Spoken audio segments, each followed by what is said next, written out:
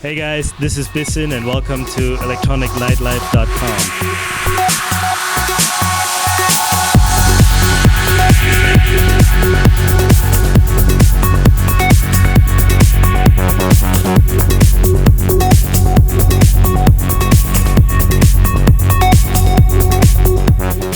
Hi, this is Maggie with Electronic Nightlife, and we are here with Bissen. Bissen, how are you doing today? How has your summer been? It's been good. I've been great. Been a lot of barbecuing and going to the beach, Jersey Shore. It's been well. I mean, I've been relaxing quite a bit, so it's going back in the grind now that fall is here. Yeah. And what have you been up to in terms of producing and DJing? Well, I've been doing a lot of productions lately, actually, and a lot of stuff is now coming out again. There was kind of a bit of a lull, not really because of my own fault, but because, labels and their release schedules sometimes get messed up. But right now we have a current top 10 Beatport hit. Exostate, Easily I Fell. For those of you who don't know, Exostate is myself and singer Jezza. And coming out in October will be my second mix album called Global Trance USA, and that'll be on Discover. And that'll also feature 5 originals and collaborations of mine as well. So that's pretty exciting. That's coming out. Oh, and a collaboration with Victor Denaire, Symmetry C. That's coming out on Pharmacy Recordings also in October. So yeah, lots of stuff coming up. Awesome. So we are here at National Underground celebrating your 100th episode of Transatlantic, which is your radio show that you've been doing for the past 5 years. What can we expect for that in the future? I mean, can we expect another 5 years, 10 years? Hopefully. I mean, it just became weekly about half a year ago. I actually enjoy the weekly. The weekly format is interesting because now I'm doing an hour instead of 2 hours. I used to do 2 hours every month. Now I'm doing an hour every week. So it's actually a lot more work, but I actually see a lot of results from it as well. So the show has actually been picking up a lot of steam right now. It's on iHeartRadio as well. Absolutely. I mean, as long as the music stays great, I'm going to keep doing it because it's a great promo tool and people get to hear what I like and what I spin basically live, even when they're not around in New York or elsewhere where I spin, they can still get a feel for what I do. So as a DJ, because production-wise, obviously everybody knows what I do. Awesome. And tonight's set is going to be streamed live on ETN.FM's ETN.FM's Trance channel. How do you prepare for a set like this? Is it different than a normal set? Do you choose different songs, or how do you deal with that? I don't think it's really a different preparation because I still play for the people here. The difference tonight, I think, is I'm going to try to go a little more nostalgic, a little more producer-oriented set as well. Because it is the 100th episode, I kind of want to feature some of the big highlights of the show that I find, to be like some of the biggest tracks that I've found over the last 5 years. So I may, backtrack a little bit, play a few more classics, that kind of thing. Not quite as maybe experimental and underground as sometimes I play. Cool. And like you said, you're coming off of a huge hit, Easily I Fell, which is huge on Beatport right now. Do you have any upcoming collaborations that you can specifically tell us about, whether it's just with Bissen or with Exostate? Well, I'm always, working with Jezza on new stuff. I just got a vocal from Madeline Zero. We did a track 3 years ago, I think, Alone With You. That was quite well received, so we're excited to do another collaboration. On my album, there'll be 3 collaborations. One is going to be the follow-up to The Vault, which was with Chris Hampshire. This track is called The Dungeon. We thought we followed the theme through here. Then we have another collaboration with Victor Denaire, who's also playing tonight. That's Rendezvous. And the last collaboration is one with Tiff Lacey, singer, of course, a track called Don't Walk Away. Is there anyone that you haven't collaborated with that you would like to, or do you have like a top 5 of requests or anything? Well, that's a tough question. I mean, I like to collaborate a lot. Actually, I like being in the studio with somebody else because it can be quite lonely sometimes. To always sit there by yourself, and it's nice to bounce ideas back and forth, be it a singer or another producer. I take a lot of input from singers as well, which I think helps the track a lot. In terms of collaborations, I mean, I don't really have the need to produce with, I mean, if the opportunity arises, I will always work with other trance artists, obviously. I like that. But, I'd really like to work with people outside the dance world more. Maybe in the rock realm, maybe do remixes for rock bands, that kind of thing. I'm actually branching out more in the pop world as well as a producer. So, you can probably see a lot more of that happening soon. Cool. Awesome. So you have an upcoming North American tour coming up, correct? Kind of. Can you reveal any cities or dates that are coming up?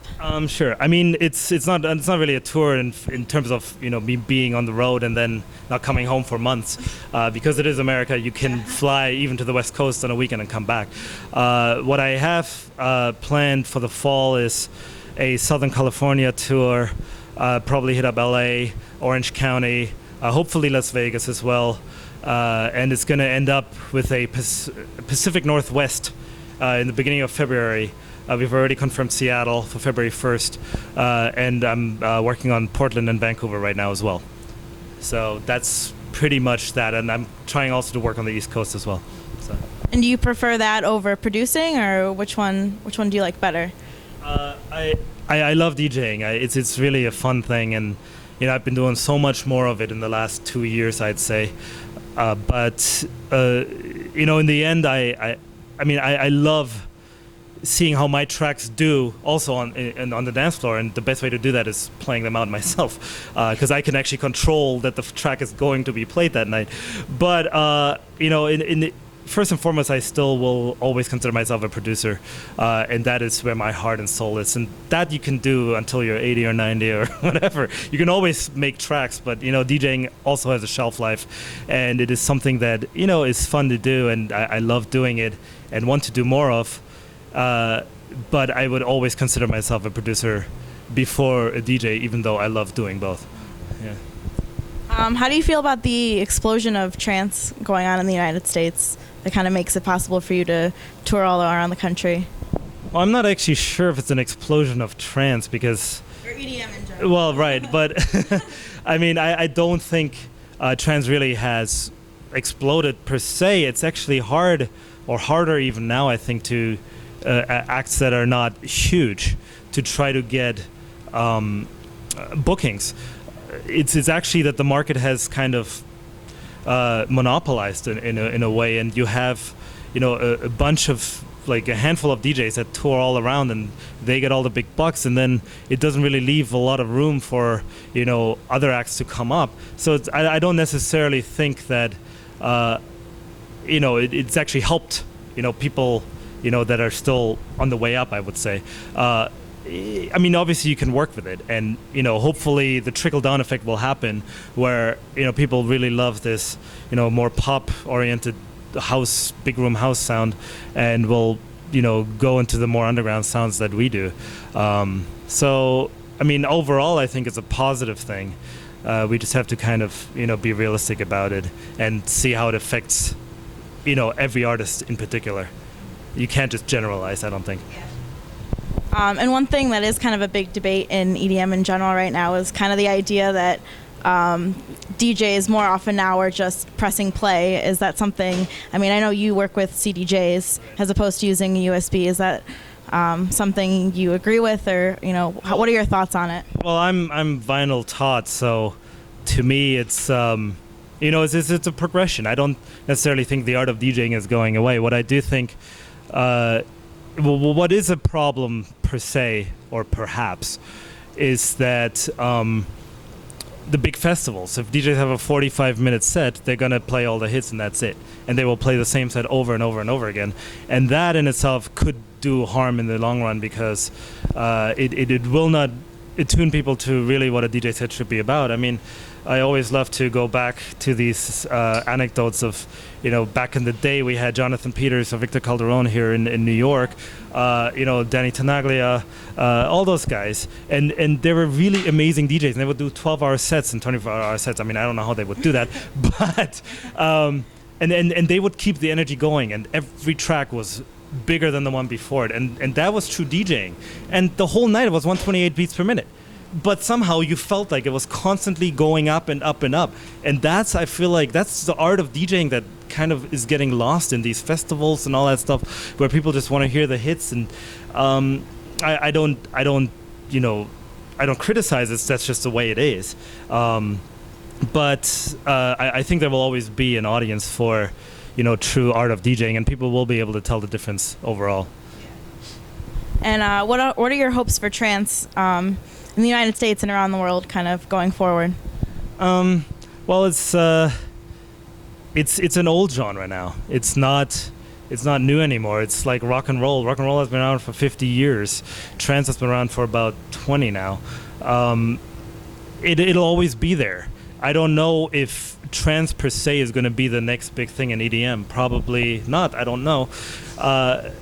What is interesting is that a lot of the house sound that is so popular right now borrows a lot from trance. It just kind of waters it down, makes it a little more accessible to everybody. The big riffs and all that stuff. I mean, we've heard that, so long ago in trance. And, they make the big drum build-ups now. The drum rolls are back. Drum rolls are back. It's great. You didn't have drum rolls for 5 years. I don't know what happened, but all of a sudden people realize, hey, drum rolls still work. So, so the big room house has really helped, I think, actually bring attention again back to trance. So hopefully more people will, like the little faster BPM again, and will come back to it. Maybe who have never been in it and go to it, or those who've kind of defected from it and will come back. I don't know. We'll see.